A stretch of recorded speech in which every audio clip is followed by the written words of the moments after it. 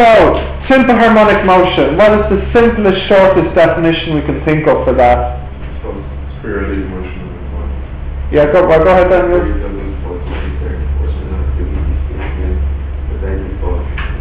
I said shortest. I think we can do it shorter than this. And opposite. The opposite is important, very important. Proportional and opposite, yeah. If a force which is... No, that's stupid. An acceleration of an object. Yeah. Proportional to its displacement. We'll start with acceleration first. If the acceleration of a mass is proportional to its displacement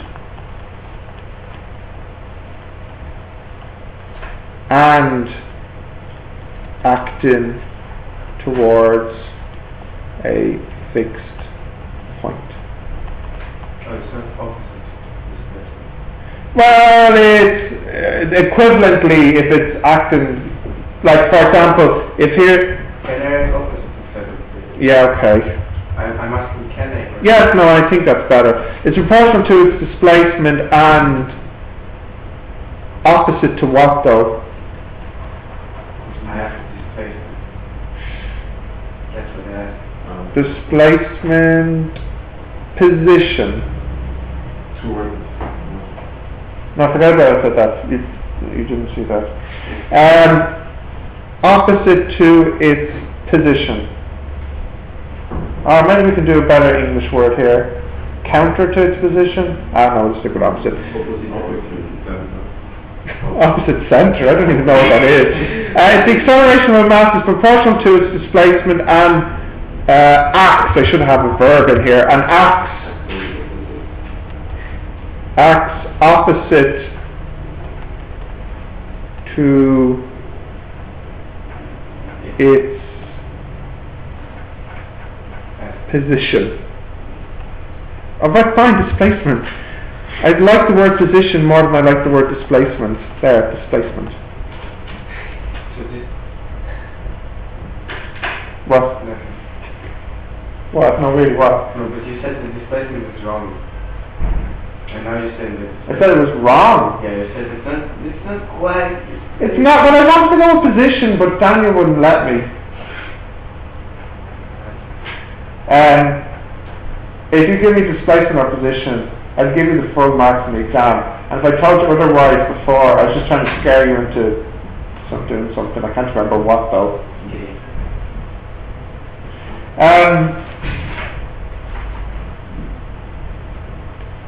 Keywords here for 2 marks. What are the keywords in this? You want a proportional, opposite, acceleration, and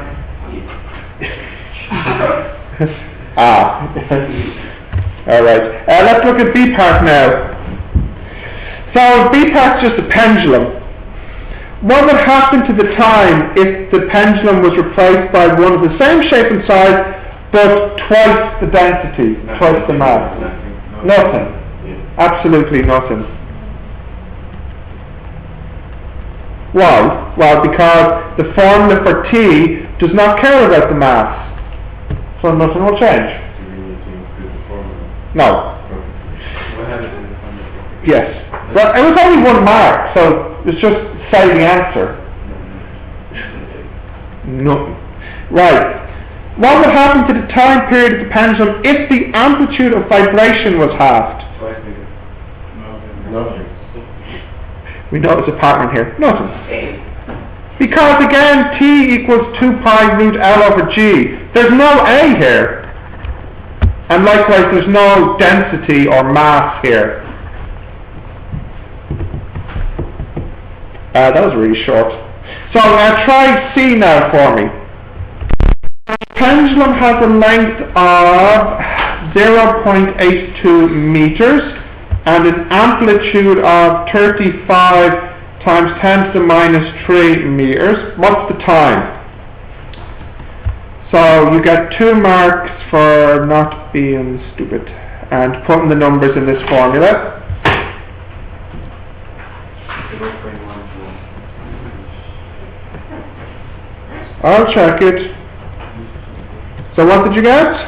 0.1.8. 1.81. How did you get this wrong? You just have to type it in. 1.8166. 1 point. 817. 8.17. Just insert number. How hard is it? Quite hard, it would seem. 1.82. Yeah. Yeah. Right. That was shockingly difficult. Do it. Second. What? Second. Time. Oh, stop on it. Remember what I was saying earlier about distractions. Okay. Maximum velocity. So V max equals A omega. And say again? You will have this formula. No, not really. I don't think it's exactly like this in the book, but there's something like it with a cost in it. Yeah. And what's omega? The formula for omega? Yeah, 2 pi over t. So the amplitude 35 times 10 to the minus 3 times 2 times pi divided by t. So what answer did you get here? 121, yeah, meters per second. Right, part 3. Where does this maximum velocity occur? Yes.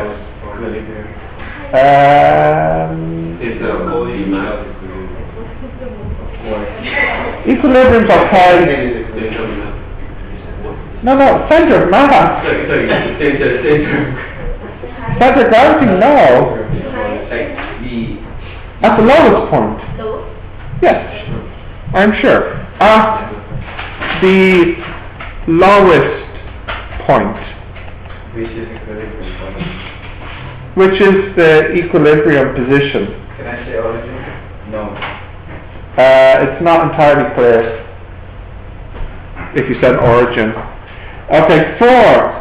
What is the maximum acceleration? So A max equals A omega squared, which is exactly the same thing except we just put a square in here. 92.28. What? What? 0.42. Hey, come on guys, focus now, focus. What is it? 0.42. 0.42. Hang on, let me type it in. 35 times 10 to the minus 3 times 4 times pi squared divided by the time, 1.82 squared. So 0.417 is what I got, yeah? About this? Yes. 0.417 meters per second squared. And at which position will this occur? Between origin and maximum. Yeah, at the highest point.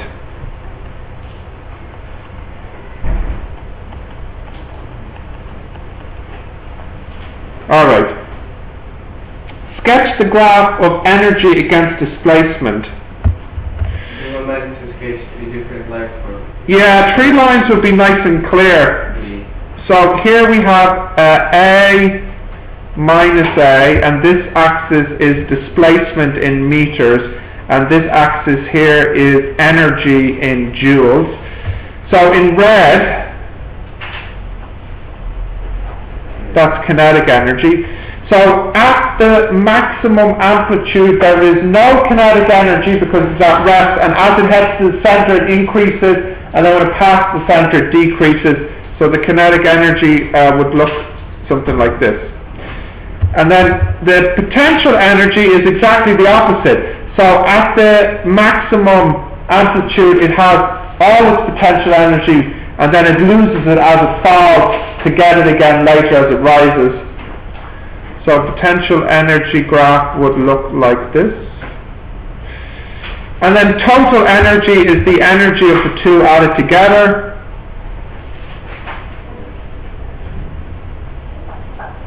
So then in green here is total energy.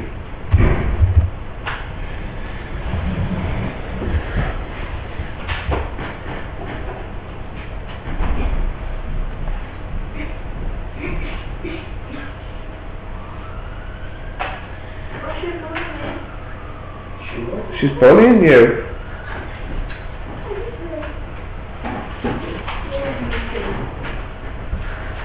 Okay. Did you draw that now? So the next part is they give you what is the energy if the mass is 45 times 10 to the minus 3. So look, the easiest way to find the total energy is just to find the potential energy or the kinetic energy at one of the extreme points. What we could do is, where's the kinetic energy? Here. If you calculate the kinetic energy when it's at its maximum it could be, that would be the same as the total energy. In other words, when the pendulum is at its low point, it has no potential, it has only kinetic. The kinetic is then the total. So the total energy is the maximum kinetic energy, which is a half m V max squared. Well, funny that, they asked us for V max earlier, didn't they? So a half times m, and then what was the V max I wrote earlier? 0.11. So, yeah, quite small here. Coming in at millijoules, coming in at 0.329 millijoules. Yes. If could we find energy by force times distance? No. Well, you could, of course, but it's much more difficult. Like you multiply the mass by the acceleration you get, and the distance will be speed over time. Oh, mass is force times distance. And what are we using for your distance, though? Speed times time. We got V and we have time. I don't know. I feel like that wouldn't quite be accurate. That would work nicely maybe if it was linear motion. I don't know. I just feel like you wouldn't get exactly the same answer this way. Did you get the same answer? So then you have your answer. The answer is no. Okay, well anyway, the last part is what is the length of the pendulum if its frequency is 0.75 Hz? Yeah? Yes. So if the frequency is 0.75, then that means 1 over time is 0.75, so that means the time is 1.33 seconds? Yeah.